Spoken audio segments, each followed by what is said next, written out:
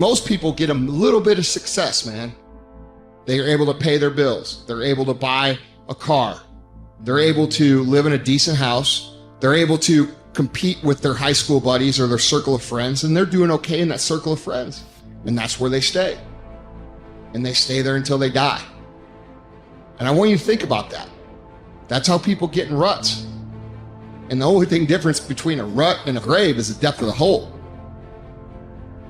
The degree of which you are rewarded is directly proportional to the degree of hard work that you put in. If you just do what you want right now all the time, one of the problems with that is you're going to get yourself in trouble. And everyone knows that. This is why 2-year-olds can't really live on their own, because they're whim predicated with no thought whatsoever for the iterating consequences of that into the future. Because people are self-conscious and can see the future, we have to bind our actions in the present in relationship to our future selves. You have to act now so you don't hurt you tomorrow and you next week and you next month and you in a year and 5 years and 10 years. And that's actually a community of potential selves that extends across time. You sacrifice the whims of the moment, so that's delayed gratification and maybe a definition of maturity. You sacrifice that because it's a better medium to long-term contract or covenant with yourself, but at the same time, that applies to everyone else, because there's no difference between me serving who I'm going to be when I'm 75 and me serving other people. That ethos unites. I'm going to tell you what people don't want to tell you. Why you stop is because you're lazy. You don't mind getting bad grades in school. It doesn't bother you enough to be mediocre, to be average, to sit around and watch people do great things. You don't mind it. You don't care enough about yourself. When that mind gets relaxed, man, you are... It's supposed to be hard, man. It's supposed to be grimy. It's supposed to be gritty. It's supposed to be horrible. It's supposed to be really ugly. I'm supposed to be battered. I'm supposed to be bruised. I'm supposed to be beaten. Your mind has to touch hardship. It's how you start to create the calloused mind. This is how I'm going to grow. I guarantee you, when you do it, nobody can do it like you do it. The problem is you don't hardly do it. You love sleep too much. You love that alcohol too much. You love that substance too much. You love that vice too much. There's something that you love more than yourself, than your dreams, than your goals. Easy never pays well. So if you're thinking that it's just going to be a walk in the park, you're dead fucking wrong. You have to give it every fucking bit of effort and energy you have to pull it off. And you have to work harder than everyone else. Work while they sleep, learn while they party, save while they spend, and live like they dream. In any case, people do waste a lot of time, and they also act counterproductively a lot of the time. Regardless, we do make progress, and we can thrive under the difficult conditions that make up our lives, and we can resist the malevolence that entices us. That's within our power, and we don't know the limits to that. And we also know that it's better to, we all know this, that it's better to live courageously than cowardly. Everyone knows that. That's what you teach people that you love.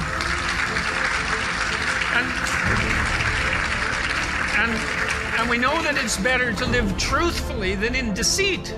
And you can tell that too, because that's also what you tell people that you love. And we know that you should pick up your damn responsibility and move forward. Everyone knows that. It's part of our intrinsic moral nature. And that nature is there.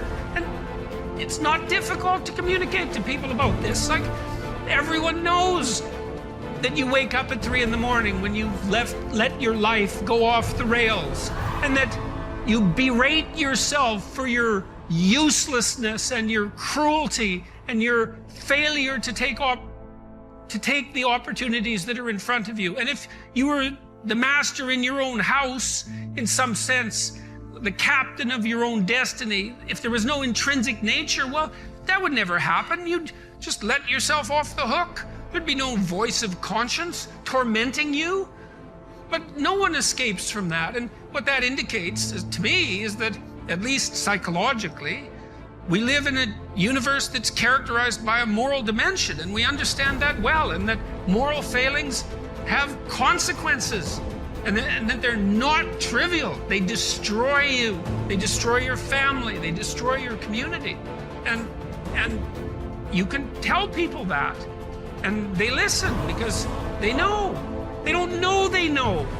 That's the thing, and maybe that's the thing about being an intellectual. You have the opportunity to articulate ideas that other people know, they embody, but they can't articulate. And that's what people tell me. They say, well, you help me give words to things that I always knew to be true but couldn't say. Or they say, I've been trying to put some of your precepts into practice. Responsibility being a main one, vision another, honesty, I suppose, bringing up the pack and saying, this is the fun part of doing all of this.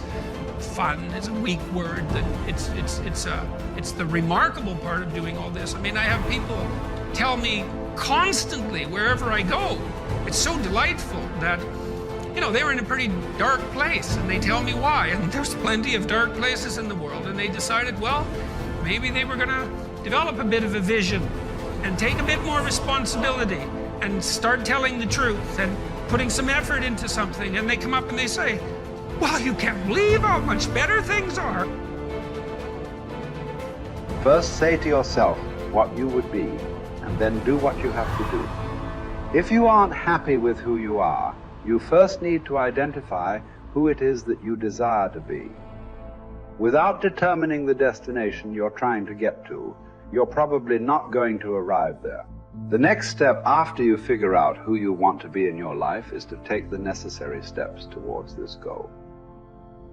After all, putting a tack in a map on the wall is a great first step towards going on a journey.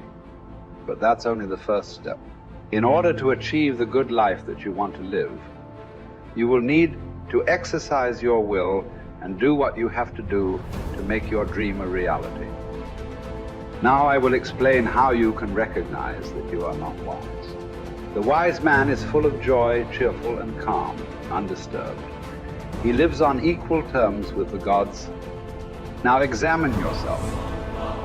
If you are never sad, if no hope disturbs your mind with anticipation of the future, if by day and night the condition of your spirit is even and unvarying, alert and happy with itself, then you have reached the high point of human good. The greatest obstacle is probably when meditation comes out of a sense of lack or neediness. So you feel you are deprived of something, be it money or a relationship or a living situation, and you feel there's a great lack in your life and you desperately want this to change. And so you perhaps use manifestation in a way that is not likely to work when, for example, you use affirmations such as I want a better job, I want a job with a good income and a life situation in a nice place, and I want this and I want that. By making these statements, you're actually, by implication, saying that you don't have it. So you're also, by saying that there's a reverse side to your statement, I want, and on the reverse side of the statement, I want, there is the statement, I don't have, and I need. And similar things, please give me, if you pray to maybe God, maybe you pray to Jesus, maybe you pray to Buddha. They do that in Buddhist countries. Maybe you pray to a saint or whatever it is, or you pray to the universe and say, please, universe, please give me this, please give me that. That also doesn't work very well. If it works, it could be accidentally, who knows, but usually that greatly diminishes your power of manifestation, because the manifestation practice arises out of a state of lack or neediness, so there's no powerful manifestation there.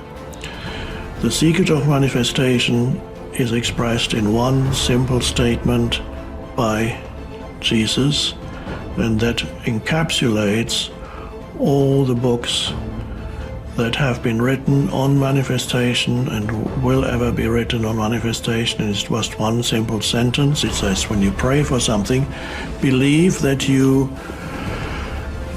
it has been given, or that you already have it, and then you will receive it. So the important thing is, he doesn't say believe that you will receive it. He says believe that you have received it. So there, the secret is hiding in that statement, believe that you have received it.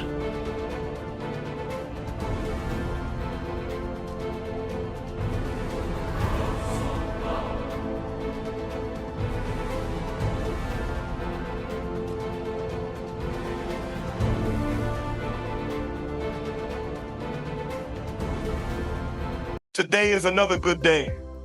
Unlock the path to your best self. Discover the transformative power of the 12 happy life secrets. Embrace all of them and watch your happiness thrive.